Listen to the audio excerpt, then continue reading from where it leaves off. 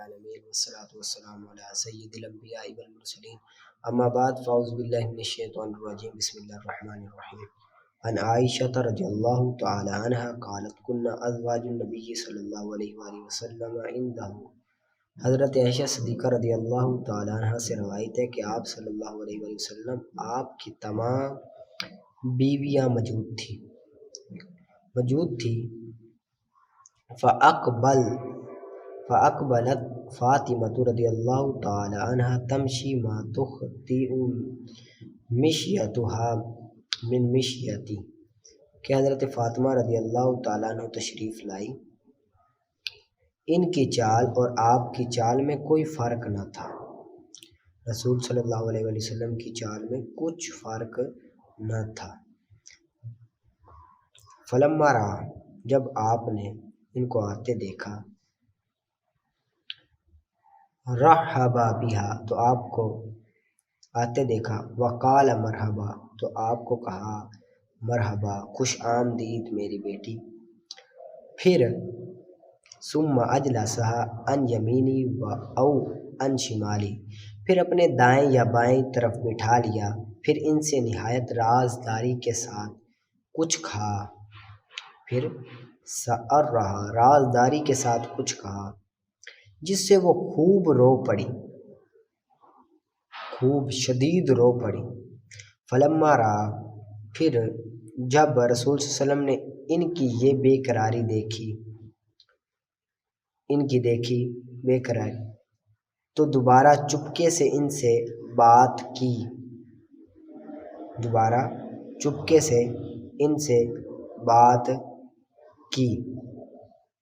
جس سے وہ بہت خوش ہو گئی اور ہنس پڑی. میں نے حضرت فاطمہ رضی اللہ تعالی عنہ سے کہا کہ آپ صلی اللہ علیہ وآلہ وسلم نے اپنی بیویوں کو چھوڑ کر تم سے کوئی خاص بات آستہ سے کی ہے،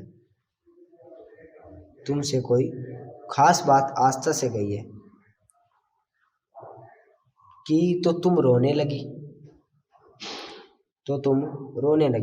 جب آپ مجلس سے اٹھ کر چلے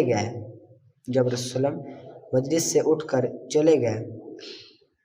تو میں نے فاطمہ رضی اللہ تعالیٰ عنہ سے پوچھا کہ تم سے رسول صلی اللہ علیہ وآلہ وسلم نے کیا فرمایا؟ انہوں نے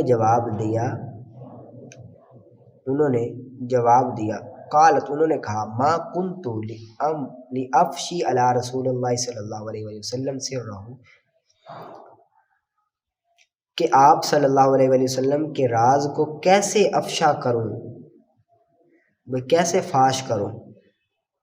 فلما توفینا جب آپ اس دنیا سے چلے گئے قلت پھر میں نے کہا عزمت علیکی بمالی علیکی من الحق حضرت فاطمہ رضی اللہ عنہ سے کہا میرا تم پر جو حق ہے، یعنی کہ بحیثیت ماں جو حق ہے، میں اس کے حوالے سے تمہیں قسم دیتی ہوں دے کر پوچھتی ہوں کہ مجھے بتلاؤ کہ تم سے رسول صلی اللہ علیہ وسلم نے کیا بات کی تھی. فقالت تو حضرت فاطمہ نے کہا ہاں اب میں بتاتی ہوں. اب میں بتاتی ہوں. پہلی مرتبہ آپ صلی اللہ علیہ وسلم نے مجھ سے رازدارانہ گفتگو فرمائی تو آپ صلی اللہ علیہ وآلہ وسلم نے مجھے یہ بتلایا کہ حضرت جبرائیل علیہ السلام ایک یا دو مرتبہ میرے ساتھ قرآن پاک کا دور کرتے ہیں سال میں کل سنۃ مرتن او مرتین ایک مرتبہ یا دو مرتبہ سال میں دور کرتے ہیں. اب اس سال 2 مرتبہ یہ دور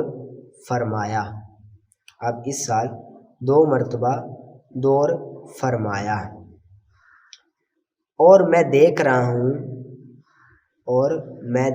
انی لا ارا میں دیکھ رہا ہوں اجل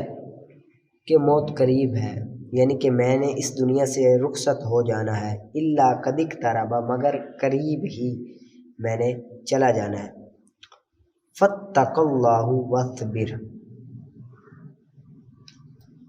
بس تم اللہ سے ڈرو،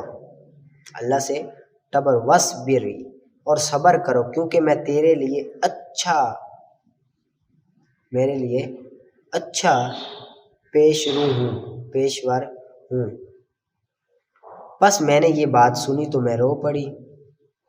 جیسا کہ تم نے دیکھا۔ پس رسول صلی اللہ علیہ وآلہ وسلم نے میری پیشانی دیکھی، پھر دوبارہ مجھ سے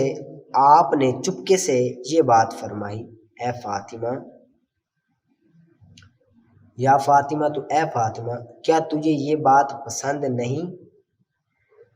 اما تردین، پسند نہیں کہ تو مومنین کی عورتوں کی سردار ہو، یا اس امت کی عورتوں کی سردار ہو، یا اس امت کی تمام عورتوں کی سردار بنو۔ فضحکت، میں ہنس پڑی، ضحکی الذی، جو کہ تم نے دیکھا۔ یہ بخاری اور مسلم کی حدیث ہے، اور یہ الفاظ مسلم کے ہیں، مسلم کے ہیں۔ فضحکت ضحکی الذی، یہ الفاظ مسلم کے ہیں۔ آگے وعن ثابت عن انس رضی اللہ تعالیٰ عنہ، حضرت انس رضی اللہ تعالیٰ عنہ سے روایت نقل کرتے ہیں کہ حضرت انس رضی اللہ تعالیٰ عنہ فرماتے ہیں کہ میرے پاس آپ صلی اللہ علیہ وآلہ وسلم تشریف لائے، جب کہ میں بچوں کے ساتھ کھیل رہا تھا، مال غلمان، بچوں کے ساتھ، انا العب، کھیل رہا تھا۔ پس آپ صلی اللہ علیہ وآلہ وسلم نے ہم کو سلام کیا، فسلم علینا، ہمیں سلام کیا، اور مجھے ایک کام کے لیے بھیجا، فی حاجت، ایک کام کے لیے، چنانچہ مجھے اپنی ماں کے پاس آنے میں دیر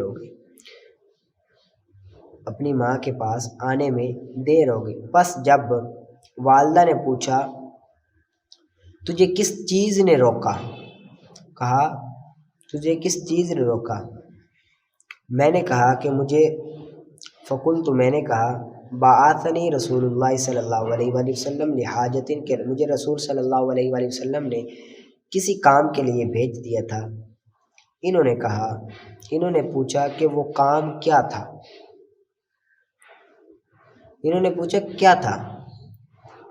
لا، میں نے کہا وہ ایک راز کا کام تھا۔ والدہ نے فرمایا ٹھیک ہے، آپ صلی اللہ علیہ وسلم کا راز کسی کو مت بتانا۔ حضرت انس رضی اللہ تعالیٰ نے فرمایا کہ خدا کی قسم، اگر وہ راز کسی کو بیان کرنا ہوتا تو اے ثابت، میں تمہیں ضرور بیان کر دیتا۔ حضرت انس رضی اللہ تعالیٰ نے فرمایا کہ وہ راز بتانا ہوتا تو میں تمہیں ضرور بتا دیتا۔ مسلم، اس کا کچھ حصہ مختصر امام بخاری نے بھی روایت کیا، یہ مسلم کا ہے، اس کا کچھ حصہ امام بخاری نے بھی روایت کیا ہے۔ ٹھیک ہے، آگے نکالو آپ اصول الشاشی کا۔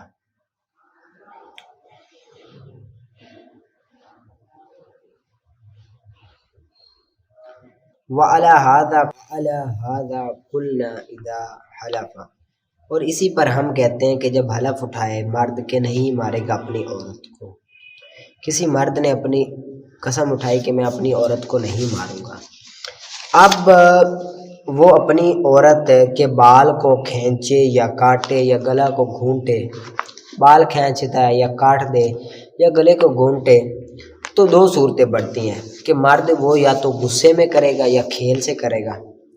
اب اگر وہ غصے میں کرتا ہے تو وہ حانث ہو جائے گا، اگر وہ کھیل سے کرتا ہے تو وہ حانث نہیں ہوگا۔ کیونکہ مارنے والی علت نہیں پائی گئی، کھیل میں مارنے والی علت تو نہیں، مارنے والی علت ایذا ہے۔ اگر وہ کھیل سے کھینچ رہا ہے یا ویسے گھونٹ رہا ہے تو وہ حانث نہیں ہوگا، کیونکہ علت نہیں پائی جا رہی۔ علت پائی جاتی تو اگر وہ غصے سے کرے گا تو پھر وہ حانث ہو جائے گا۔ اسی پر ہم کہتے ہیں حلف اٹھائی کہ نہیں مارے گا اپنی عورت کو، پس کھینچے اس کے بالوں کو یا اس کے کو کاٹا یا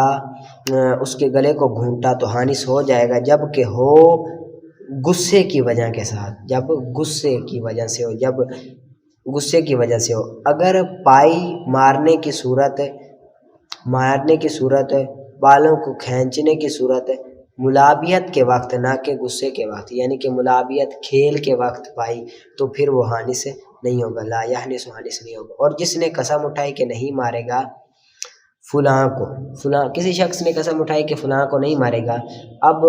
زید نے قسم اٹھائی کہ بکر کو نہیں مارے گا، اب جب بکر مر گیا تو پھر زید اوپر سے مار رہا ہے تو حانث نہیں ہوگا، کیونکہ عرف عام میں مارنے سے مراد لیا جاتا ہے جب وہ زندہ ہو، دنیاوی اعتبار سے مارنے والی ایذا والی علت ہو۔ اب مارنے والی علت پائی نہیں جا رہی دنیاوی اعتبار سے، وہ مر گیا، وہ اگلی دنیا میں چلا گیا ہے، تو اسی وجہ سے وہ حانث نہیں ہوگا۔ اور اسی طرح اگر کسی شخص نے قسم اٹھائی کہ وہ کلام نہیں کرے گا، زید نے قسم اٹھائی کہ بکر سے کلام نہیں کرے گا، بکر مر گیا تو پھر زید بکر سے کلام کرتا ہے تو پھر بھی وہ حانث نہیں ہوگا، کیونکہ کلام سے مراد سمجھ بھی ہو، فہم بھی ہو، یہاں پر سمجھنے والی علت ہی نہیں پائی جا رہی۔ جو مرا پڑا ہے اس کو کس طرح سمجھ آئے گی؟ ٹھیک ہے نا، اس کو سمجھ کس طرح؟ ہاں، ومن حلف اذا یضرب فلانا، اور جس نے حلف اٹھائی کہ نہیں مارے گا فلاں کو، پس اس کو مارا اس کے مرنے کے بعد تو حانث نہیں ہوگا، مارنے کے معنی کے مندوم ہونے کی وجہ سے، اور وہ ایلام ہے کہ غصے کے وقت ہے۔ اور اسی وجہ سے اگر حلف اٹھائی کہ نہیں کلام کرے گا فلاں سے، پس اس نے کلام کیا اس کے مرنے کے بعد تو حانث نہیں ہوگا، سمجھنے کے نہ ہونے کی وجہ سے، اس معنی کے اعتبار کے ساتھ۔ یقال کہا جاتا ہے، اسی وجہ سے کہا جاتا ہے کہ اگر کسی شخص نے قسم اٹھائی کہ میں گوشت کو نہیں کھاؤں گا، اب اس نے مچھلی یا ٹڈی کو کھا لیا تو وہ حانث نہیں ہوگا۔ کیونکہ عرف عام میں گوشت سے مراد وہ گوشت لیا جاتا ہے جو خون سے بنا ہو، جو کس سے بنا ہو؟ خون سے بنا ہو۔ جو مچھلی اور ٹڈی کا گوشت وہ خون سے نہیں بنا ہوتا، اگر وہ مچھلی یا ٹڈی کا گوشت کھائے گا تو وہ حانث نہیں ہوگا، اگر انسان یا خنزیر کا گوشت کھائے گا تو وہ حانث ہو جائے گا، کیونکہ وہ خون سے بنا ہوا ہوتا ہے۔ ٹھیک ہے، اذا حلف لا یاکل لحما، جب حلف اٹھائے کہ نہیں کھائے گا گوشت کو، پس اس نے کھایا مچھلی کے گوشت یا خنزیر کے تو نہیں حانث ہوگا، اگر کھا لیا خنزیر یا انسان کے گوشت کو تو حانث ہو جائے گا، کیونکہ عالم میں نہ دنیا میں لغت کے اعتبار سے ہوتا ہے، سامع کے اعتبار سے، لغت کے اعتبار سے ہوتا ہے۔ معلوم ہو گیا کہ حامل یمین اسی یمین پر ہے، صرف وہ بچنا ہے اس سے جو پیدا ہوا خون سے، پس ہے اعتراض دمویات کے کھانے سے، پس ہوگا حکم اسی پر حکم لگایا جائے گا۔ ٹھیک ہے، اس کو یاد کر لینا، آگے نکالیں آپ کنز الدقائق کا۔ فصل فی الوکالۃ بالنکاح، وکیل بننے کے بارے میں، نکاح کے اندر وکیل بننے کے بارے میں یہ فصل ہے۔ لأبی العم ان یزوج بنت عمہ فی نفسہ، اور چاچا زاد کو اختیار ہے، ابن چاچے کی بیٹی کے لیے چاچا زاد کو اختیار ہے کہ وہ شادی کرے اپنے چاچا کی بیٹی سے بذات خود، یعنی کہ اب چاچے نے کہا کہ یہ میری بیٹی ہے، اس کا تو نکاح کرا دے آگے، تو وہ خود اپنے ساتھ جب مطلق رکھا کہ آگے کرا دے، اب مطلق رکھا تو وہ خود کے ساتھ بھی اس سے شادی کر سکتے ہیں۔ اور وکیل کے لیے یہ کہ وہ شادی کرائے معقلہ کا بذات خود، اپنی معقلہ کا نکاح اپنے ساتھ کر لے، اختیار، یعنی کہ کسی عورت نے کہا کہ میرا نکاح کسی سے کرا دے، اب وہ وکیل بنایا، اب وکیل نے خود اسی عورت سے نکاح کر لیا تو نکاح کا اختیار ہے۔ اور غلام کا نکاح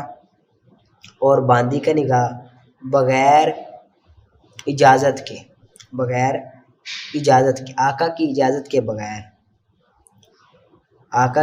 کے بغیر کروایا موقوف تو موقوف ہوگا، آقا کی اجازت پر موقوف ہوگا، یعنی کہ اب غلام یا باندی کا نکاح آقا کی اجازت کے بغیر کرا دیا کہیں اور تو اب آقا کی اجازت پر موقوف ہوگا، آقا کی اجازت دے گا تو وہ نکاح ہوگا ورنہ نہیں ہوگا نکاح۔ جس طرح کے نکاح فضولی ہے، فضولی میں بھی اسی طرح اجازت لینی پڑتی ہے۔ اور اور نہیں موقوف ہوگا، اور نصف عقد نکاح کرنے والا غائب شخص کے قبول کرنے پر موقوف نہیں رہتا، اور نہیں موقوف رہتا نصف عقد کرنے والا غائب کے نکاح کے قبول کرنے پر، غائب کے نکاح کے قبول کرنے پر نہیں رہتا۔ یعنی کہ اس سے مراد یہ ہے کہ جو شخص مجلس میں عقد میں موجود نہ ہو، اس کی قبولیت پر ایجاب موقوف نہیں ہوگا، بلکہ ایجاب باطل ہو جائے گا۔ مثلا ایک عورت نے دو آدمیوں کو گواہ بنا کر کہا کہ میں نے فلاں مرد سے نکاح کیا، یا ایک مرد نے دو آدمیوں کو گواہ بنا کر کہا کہ میں نے فلاں عورت سے نکاح کیا، لیکن وہ عورت مجلس میں موجود نہیں ہے، اس کی جانب سے کسی نے قبول نہیں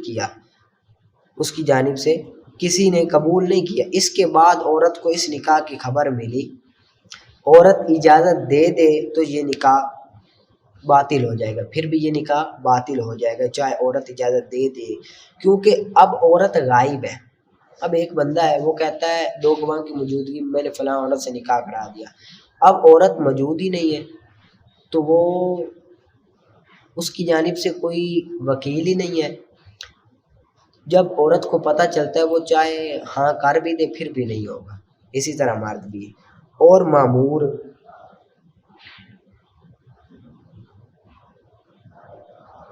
مامور عورت کے نکاح کرنے کے ساتھ ہے، اور مامورے بھی عورت کے نکاح کرنے کے ساتھ ہے، پس مختلف ہوں گے دو عورتوں کے ساتھ نہ کہ لونڈی کے ساتھ۔ یعنی کہ دو عورتوں سے نکاح کرانے میں حکم کے خلاف کرنے والا ہے، دو عورتوں میں نکاح کروانے میں خلاف کرنے والا ہے، نہ کہ یعنی کہ ایک شخص نے دوسرے شخص کے کہا کہ تم کسی عورت سے میرا نکاح کرا دے، اس نے عقد واحد میں دو عورتوں سے نکاح کرا دیا تو عامر پر ان میں سے کسی کی عورت بھی لازم نہ ہوگی، اور مامور اور حکم دیا گیا عورت کے نکاح کے ساتھ، بس اختلاف ہو گیا دو عورتوں کے ساتھ نہ کہ لونڈی کے ساتھ۔ یعنی کہ ایک مرد نے کہا کہ زید نے کہا عمر کو میرا تو نہ کسی عورت سے نکاح کرا دے، اب زید نے نا دو عورتوں سے نکاح کرا دیا، اب دونوں کا نکاح جائز نہیں، کیونکہ زید نے ایک عورت کو کہا تھا، اب دو عورتوں سے وہ نکاح کروا رہا ہے، اب اگر دو عورتوں سے کروائے گا تو یہ جائز نہیں ہوگا، کیونکہ اس کی مراد ایک عورت ہے اور یہ اس کے حکم کے خلاف ہے، اور غیر معین طور پر کسی ایک کو لازم نہیں کیا جا سکتا کہ معین نہیں ہے، دونوں غیر معین ہیں، اگر کسی اور ایک کو لازم کر دے اس پر نکاح کا کوئی فائدہ مرتب ہی نہیں ہوگا، کیونکہ وطی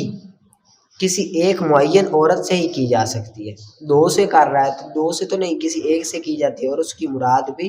ایک ہی ہے۔ ٹھیک ہے، آگے باب المہری، مہر کا بیان۔ صاحب النکاح بلا ذکر ہی، اور صحیح نکاح کرنا بغیر مہر کے ذکر کرنے، مہر کو ذکر نہ کرے، مہر کو ذکر کرنے کے بغیر بھی نکاح صحیح ہوتا ہے۔ وَأَقَلُّهَا عَشَرَةُ دَرَاهِمَ، اور کم سے کم مہر وہ 10 درہم ہے، کم سے کم مہر کتنا ہے 10 درہم ہے، اور 10 درہم کی مقدار 2 تولے 7.5 ماشے چاندی ہے، 2 تولے 7.5 ماشے چاندی کی جتنی رقم ہوگی وہ مہر اتنا دینا واجب ہے۔ فَإِن سَمَّا، پس اگر معین کر دیا اس نے یا اس سے کم کیا تو پس اس کے لیے 10 ہے، اگر 10 درہم یا اس سے کم مقرر کیا تو عورت کے لیے 10 ہی درہم ہے، وطی سے یا مر جانے کے ساتھ یا طلاق دینے کے ساتھ، دخول سے پہلے تو نصف ہے، وطی کے ساتھ یا مر جانے کے ساتھ 10 درہم ہے، یعنی کہ اس نے کم مقرر کیا تو عورت کے لیے 10 درہم ہی ہوگا، وہ بندہ مر گیا ہے یا اس نے وتی کی، اور طلاق کے ساتھ دخول سے پہلے تو نصف درہم ہوگا، یعنی کہ دخول نہیں کیا، ابھی صحبت نہیں کی، جماع نہیں کیا، تو طلاق دے دی تو پھر نصف ادا کرے گا اگر نہ معین کیا ہو اس نے، اگر مقرر نہ کیا ہو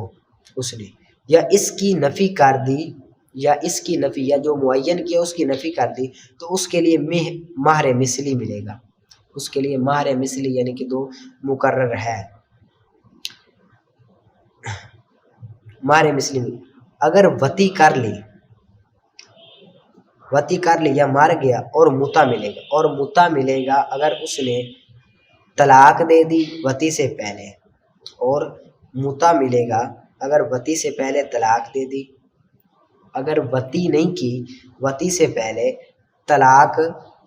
دے دی، یعنی کہ طلاق دے دی وتی سے پہلے، تو نصف ہوگا اگر معین نہ کیا ہو،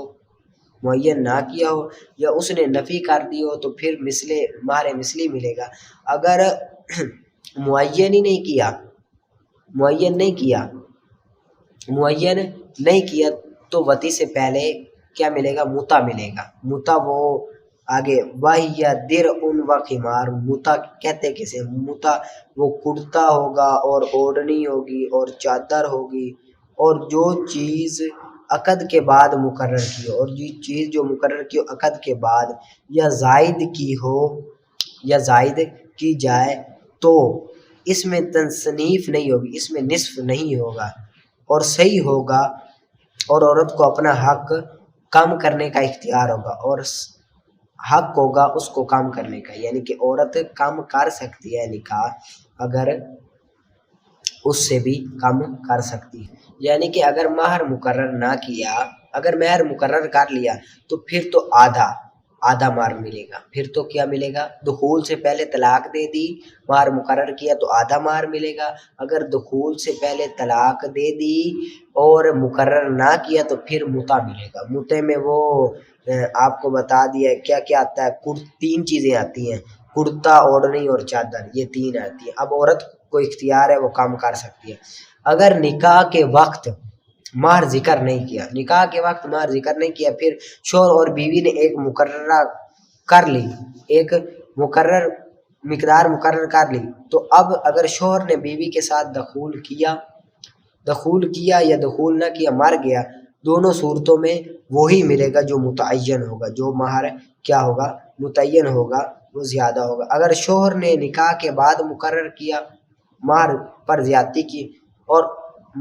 زیادتی کی تو زیادتہ بھی ہو گیا، اور عورت کو کام کرنے کا بھی اختیار ہے کہ مہر کو کم بھی کر سکتی ہے، معاف بھی کر سکتی ہے، سارا چھوڑ بھی سکتی ہے، ٹھیک ہے، اس کو آپ نے اچھی طرح سے یاد کر لینا ہے۔